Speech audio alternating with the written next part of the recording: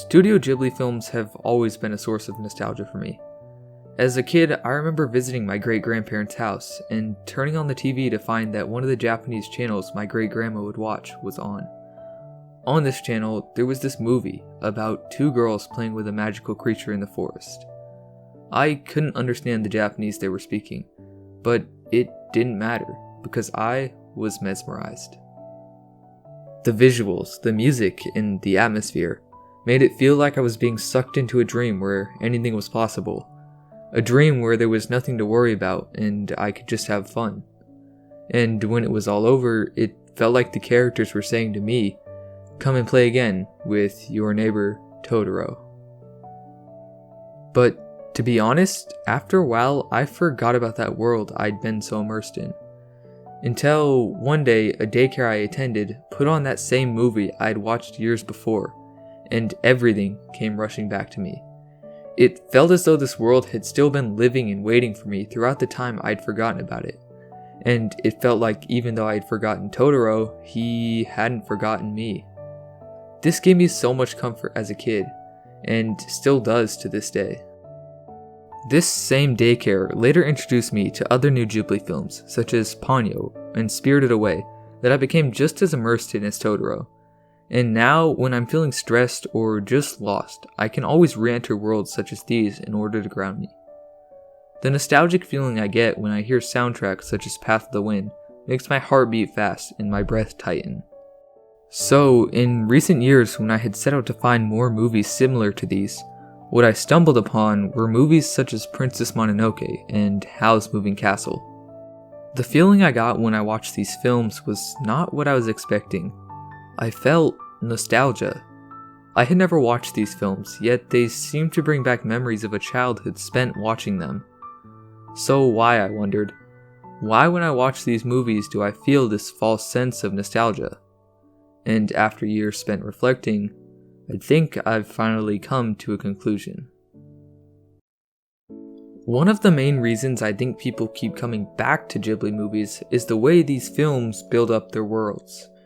Whether it's the steampunk fantasy setting of Howl's Moving Castle, or the mystical spirit realm in Spirited Away, there's a childlike wonderment that comes with being dropped into these new worlds to explore. A feeling of deja vu always arises within me as the characters travel through them, almost like I've physically stood in these places before. And if we take a close look at the world building of Ghibli films, it seems as if that's exactly what they're going for. Ghibli films almost always start by throwing the viewer into a world in motion.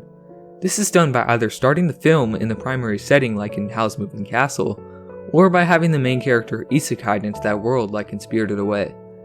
And once this happens, the action starts immediately. These are worlds where magical events are daily occurrences, leading to spontaneous and often confusing events taking place. And yet, Ghibli films seem to offer little to no explanation for these events. We don't get to know why there's a water railroad, a teleporting castle, or a castle in the sky.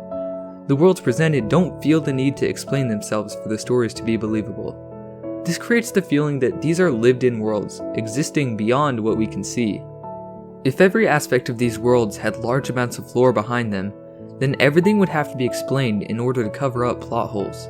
So it's through the unexplained that these worlds are able to feel complete, allowing for Studio Ghibli to take the films in any direction they want. All the questions that result from this approach to world building are fun to think about. Where are all the workers and creatures in the bathhouse and Spirited Away from? And why are they here? What is Ponyo really, and why can she turn into a human? And if she can turn into a human, can the others too? Why can only witches perform magic in Kiki's delivery service? And what qualifies you to be one? What are the forest spirits in Princess Mononoke, and where do they come from? And most importantly, what is Totoro? And is he real or just a figment of the girls' imaginations? It's these major unanswered questions that are the key element to Studio Ghibli's world building. Pondering on questions in this way pulls you into the world and provides a sense of immersion far greater than if the answers were easily accessible. As you start to think of the unanswered, you also begin to think about the possibilities for the rest of the world. What does the rest of the spirit world look like in Spirited Away? What do the other towns in Princess Mononoke look like? And what if every kid sees a different version of Totoro? You start to gain the impression that these worlds are much larger than what we can see. and that what we are seeing is only one of the many stories taking place within it. But with all of these abstract elements, what's keeping these films from going beyond the realm of immersiveness and into that of irrationality? Well, to answer that question, let's take a look at Spirited Away. At first, the world seems foreign and chaotic, but as we learn about how the bathhouse functions, it starts to feel all the more real. In Chihiro's first trip through the bathhouse, she begins from the bottom and slowly winds her way upwards, allowing us to see the contents of each floor. There's even a scene where the elevator doors are opened specifically for the audience to gain an understanding of what's on the second floor. The cuts in these scenes where Chihiro is traveling through the bathhouse are so carefully considered that one could draw a map of the whole bathhouse, including Chihiro's route through it. And it has been done. This level of knowledge we're able to obtain from this orderly fashion of exploration is enough to spark full recreations of the bathhouse using mediums such as Legos and Minecraft. This person even went as far as to create a fully accurate Spirited Away world within Minecraft in which you can visit every scene of the film. As we follow Chihiro's journey through the bathhouse, we learn that there's a boiler room used to heat the baths, employees to run the baths, and tokens by which to call specific soaps for the baths. We learn what jobs running the baths entails, and what clients are coming to visit these baths. These are only small details within the films, but they ground the main story, making it feel real. We can also see this at work in Howls Moving Castle. At first, a walking castle that can teleport seems far too unbelievable of a concept for even a movie, but soon we learn that it's powered by a magical fire spirit, and that the teleportation is controlled through a multicolored dial deciding where the front door will lead. This leads to inherently unbelievable concepts gaining credibility, as we see how they operate within the context of this magic-filled world. There's this scene in Spirited Away, when Haku and Chihiro fall through a trapdoor in Yubaba's office. After falling a long way, they reach a large pit filled with dark spirits seemingly reaching out to them. Although this pit is only shown for a couple of seconds, it's enough to spark the audience's curiosity. And although we learn nothing more of the spirits, we know that they're located under the bathhouse and next to the boiler room, making them feel like a real part of this world. The reason I brought this scene up is because it's one that's always stuck with me. Knowing that the whole time I'd been watching this movie, a dark pit of souls waiting for victims existed right beneath the characters' feet was haunting. And I think this is the true power of Studio Ghibli world building. It's the combination of the unexplained with realism that creates believable worlds. Ones with mystical features that expand our curiosity, but that also still feel grounded. This style of world building is one of the major ways that Studio Ghibli creates false nostalgia. They craft palpable worlds that seem to exist outside of what we can see. And so, when we first experience these movies, it feels as though somewhere within our subconscious, we've been to these places before. The type of realism used to craft Studio Ghibli movies is something that when it's at its best, often goes unnoticed. We all remember the fantastically animated scenes within these films such as Totoro flying through the air or Hal getting his heart back. However, rather than these grandiose displays of Sakuga, it's the consistent care the animators give to the small details that craft a tangible world. Take a look at this scene in Spirited Away where Haku comes crashing into the boiler room. This scene is made to where Haku in his dragon form reacts as a real lizard would when hitting a wall. He sticks to it. The animators even went as far as to study real-life animals, just to accurately depict how Haku would move. In order to animate this scene where Chihiro is prying open Haku's mouth, the animators visited a vet to study how real dogs would react to this action. It's this care put into every moment of Ghibli films that breathes life into their worlds. Every human is meticulously animated to resemble how a real person would move. Take this scene in Ponyo, where Sosuke is stepping through a fence whilst trying not to spill the water he's holding. Through the way he turns around as he climbs between the posts, we're able to gain an understanding of Sosuke's thought process when performing this mundane task. Detailed human action can also be used in Ghibli films to help characterize. Watch how Mei instantly runs to the side she thinks the cat bus's door will be on, and when she realizes she's wrong, Mei confusedly pauses and then hurriedly runs to the other side. This minute moment progresses the plot in no way. Instead, it exists solely to characterize Mei as impatient.